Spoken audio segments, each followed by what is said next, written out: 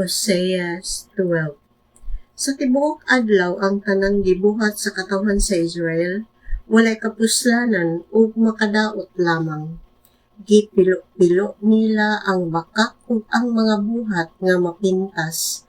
Nakigkumbuya sila sa Assyria sa pagpamalibyag lana ngadto sa Ehipto.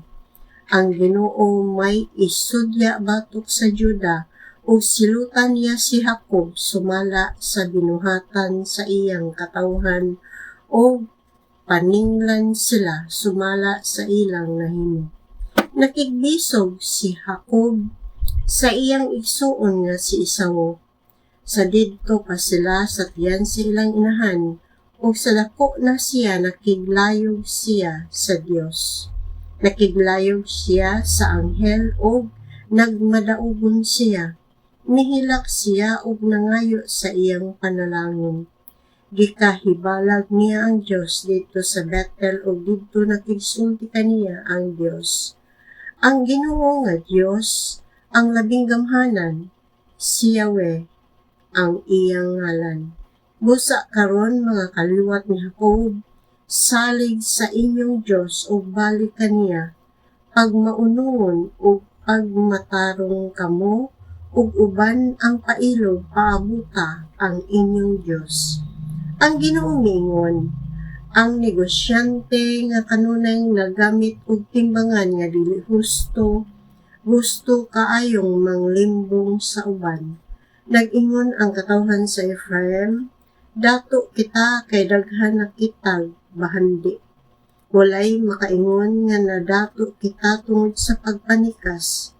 Ako ang Ginoo nga inyong Dios, maoy nagpagawas kaninyo gikan sa yuta sa Ehipto.